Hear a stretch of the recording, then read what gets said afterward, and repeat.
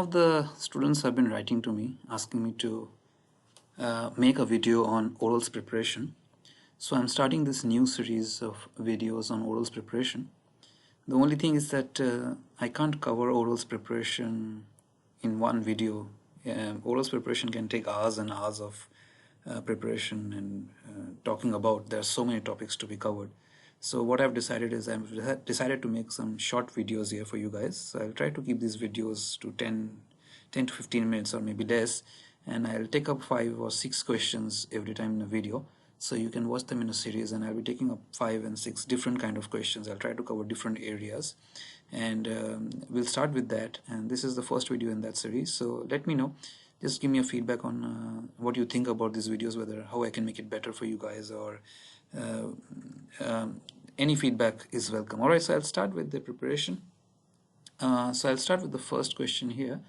So let's say the question is that you are the officer on watch on the bridge, and you encounter or start to encounter deterioration of the condition of visibility, and you have been asked to describe your actions. So what this means is that whenever somebody asks you this question, or surveyor asks you this question, just stay calm and try to answer this question in a structured way, in an organized way. All right, so maybe you know the answer, maybe you know the steps and the action you will take, but you need to lay it out in front of the surveyor in an organized way, just like you would be doing on board a ship.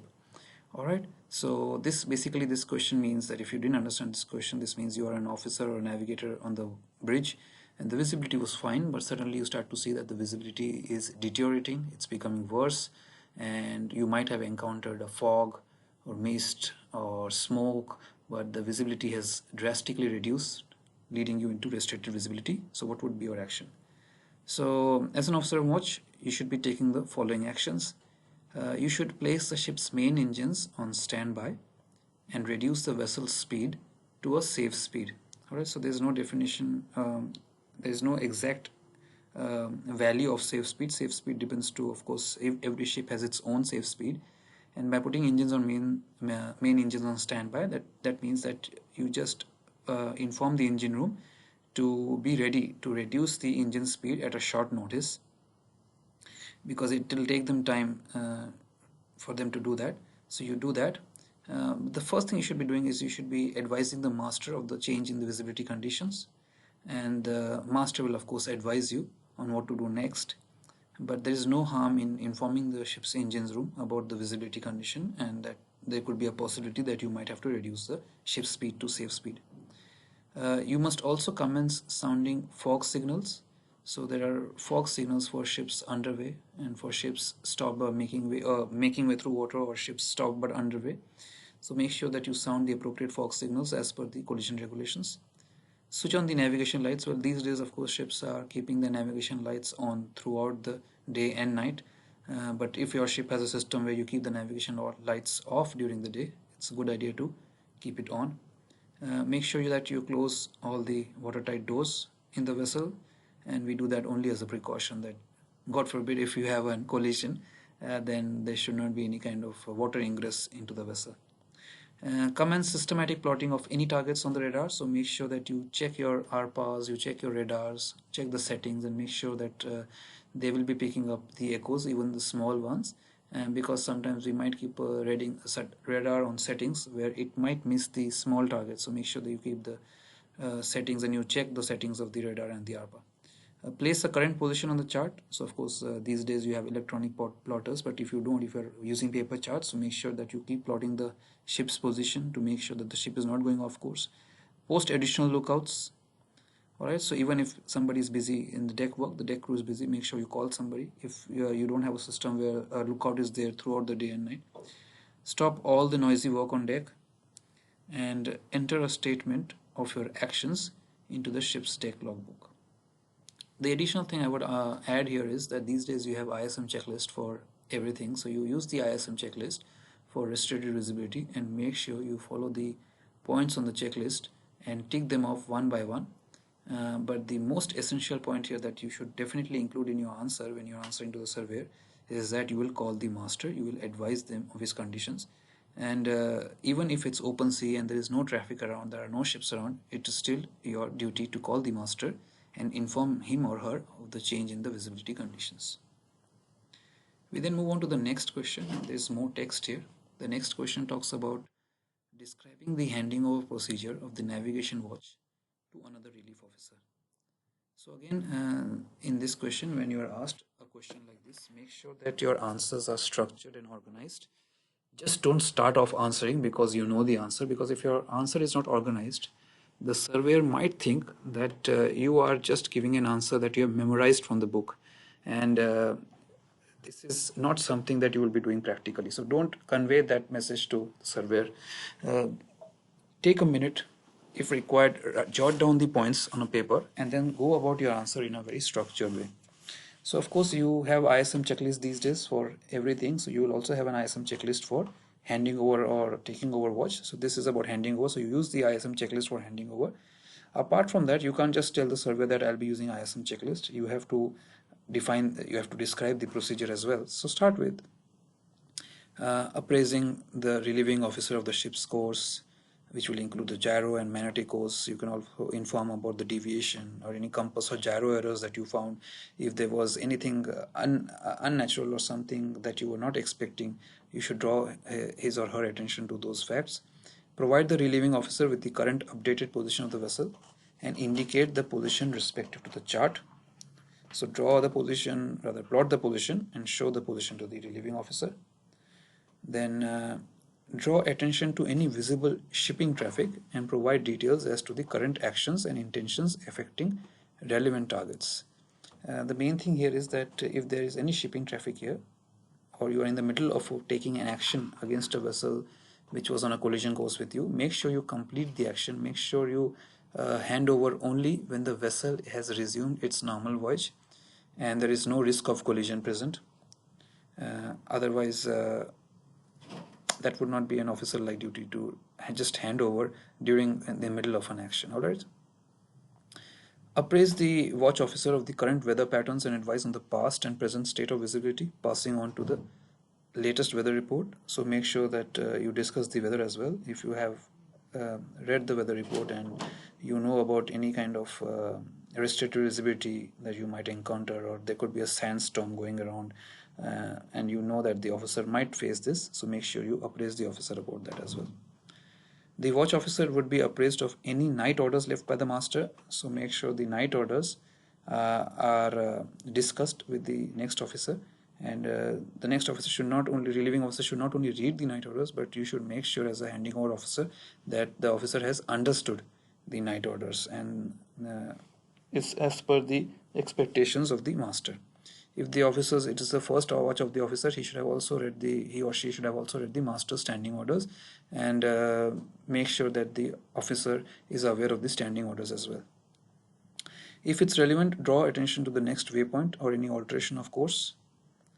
If you are very close to an alteration of course, then make sure that you complete the alteration of course and only then you hand over. All right. So even if the alteration of course is in the next 5 or 6 or 7 minutes, make sure that you finish it off and only then hand over. If making a landfall or in coastal regions, the under keel clearance should be noted and attention drawn to the least oncoming areas of death. So make sure that if you are transiting coastal areas, if you are very near to the coast and there are areas where you might think that the vessel must be transiting or may transit through areas of low depth, make sure that it might be marked on the chart and you might be expecting the officer to know it already, but it's still your duty to draw attention to that fact. All right. So because when an officer comes on watch on the bridge, it may take them a few minutes sometimes to get used to, especially if it's night, to get used to the visibility and get used to the conditions. So make sure you pinpoint, you highlight all the relevant areas which may affect safety of navigation. If there are any potential navigation hazards or possibly any security incursions, then they should be discussed with the passage plan. So if you are transiting areas of high piracy or you are transiting areas where there could be a military exercise going on nearby, make sure you discuss that as well. All right. Should any defects have occurred, these would be brought to the attention of the officer as well as the master as they occur. So if there was any breakdown of the navigation equipment, no matter how small it was, then you must draw attention to the officer on watch and you must have already informed the master and made sure you tell the officer that the master is aware of the breakdowns that you faced during your watch. The officer on watch should be appraised of all the operating instruments as to their performance. Radar specifics such as range and presentation will also be discussed. So make sure the officer knows that all the navigation equipment is working or not. If you have changed any settings from the usual settings, then make sure you bring it back to the normal settings. This normally happens with the radars and RPAS. Different officers have different settings, but make sure that you hand over those settings to the next officer as well, so that they can set the radar, RPA, or navigation equipments to their own specific setting. It would also be normal practice to discuss events and activities over the previous watch period that may or may not have affected the overall performance of the vessel. So for example, if the engine RPM had reduced for some time, or if there was a heavy rainfall, just passing showers. So these are different conditions, or if there was a big group of fishing vessels that you encountered, because of which you had to go off the course for a long period of time, you must make the officer aware about it. As the outgoing officer on watch, it would be your duty to ascertain the state and condition of the relieving officer as well, making sure they are not intoxicated or under any kind of medications which is making them drowsy. Having let the incoming officer adjust their eyes to the light and visibility conditions, you would note any adverse feelings that may be affecting the relieving officer, which may have been caused by sickness, tiredness, fatigue, drugs, or alcohol. In such an event where an officer felt that the relieving officer was not in a fit state to carry out normal watchkeeping duties, he or she would be expected to inform the master of their doubts. So the fitness of the officer and the watchkeeping ability of the officer should be assessed by you before you hand over. Question number 3. As the officer on watch on the bridge, how often are you expected to take or obtain a compass error? So the answer to this is that most certainly you have to obtain a compass error every watch and on every alteration of course within the watch period. Exception under pilotage where transits may be a possible alternative. Also, in the event that I was concerned about the reliability of the gyro or magnetic compass, then also you should be obtaining a compass error. So this means that, say for example, your ship has just departed dry dock and the gyro has been reset, or it has been switched on after being off for a long period of time, or there was a power failure during which for a brief second of time the gyro switched on and off again, off and on again. During these times as well you will obtain a compass error. You will obtain a compass error every watch unless situation doesn't allow you to do so. For example, if the visibility was very bad, if there was too much traffic, if there was anything where you had to prioritize the safety of the vessel and the cargo and the people, other than that, all the other conditions, you should be obtaining a compass error. However, if you are not able to obtain a compass error, you should be making a note of it in your logbook, explaining the reason why you did not obtain a compass error. Alright. The next question is, when would you consider it necessary as an officer on watch to call the master? Now, normally you should start off this answer by saying that you would be following the master's standing orders, and the master must have described in his standing orders the conditions during which you should be calling. Normally the master mentions different conditions, but at the same time they always write that if and whenever the officer is in doubt, they should call the master. So that pretty much covers everything. But then once you say that, make sure you describe the other conditions as well. For example, in the event of visibility dropping below, I've just mentioned an example here, 4 miles. This is not a standard figure. This may differ from a master to master and from company to company. So you will read the master standing orders on what is considered as a restricted visibility and call him or her whenever you face that situation. If traffic was causing concern affecting the safe passage of the vessel, so many masters are a bit sensitive about this. So even though it might be open sea and you have sufficient sea room, but if you are going off course for a long period of time, masters like to be called and informed about the situation. In the event of failure of any of the ship's navigation equipment, so no matter how small was it, or even if it was for a brief period of time and you have repaired it or you have taken action to rectify it, you must inform the master about any kind of failure, big or small, the ship's navigation equipment.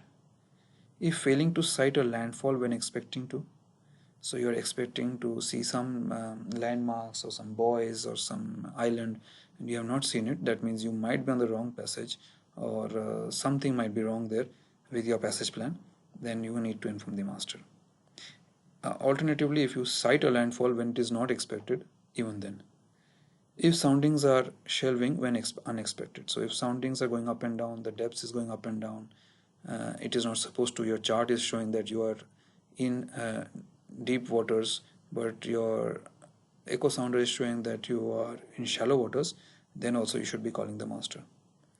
In any event where it is difficult to experience, when it is difficult to maintain the course, so that could be because of traffic, because of heavy clutter of fishing boats, or because of a navigational warning that you might have just read on the nav text or on the weather report, you must inform the master, no matter how small or big it is.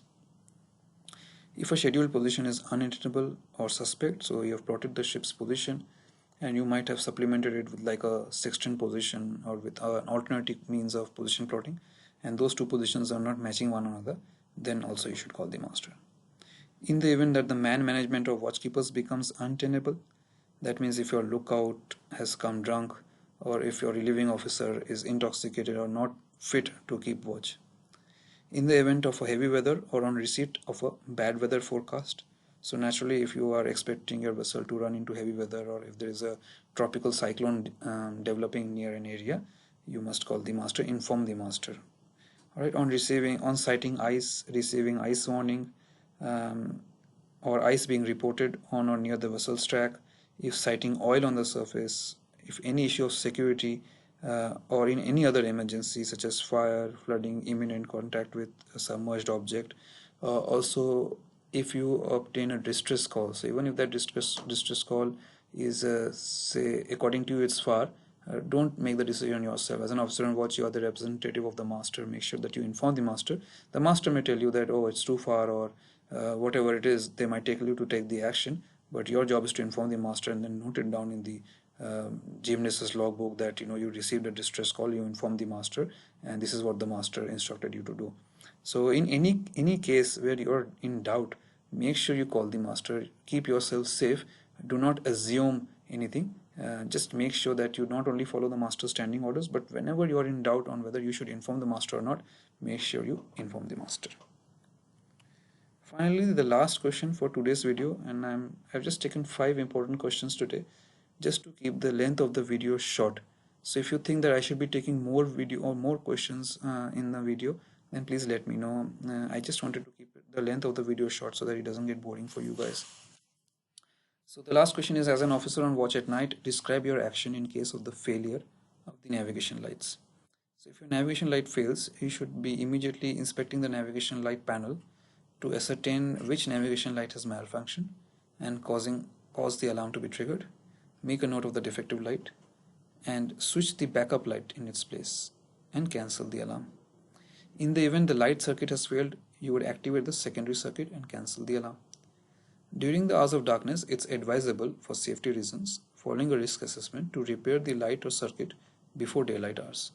So provided navigation light remains operational on one or other circuits, if both the navigation lights have gone, it's not working, then unfortunately you might have to do a risk assessment and take all precautions to send somebody to repair it.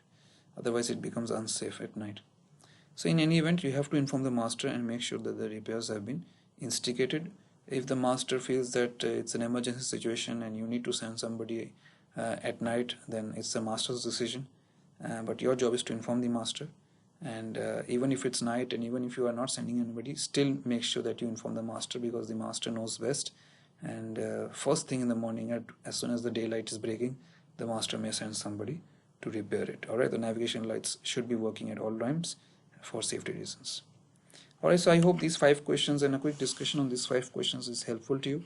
I will post more videos on orals preparation, and this is just the first in the series. I look forward to getting the feedback from you guys on what you thought about it. Bye and thanks for watching. I'll see you soon with my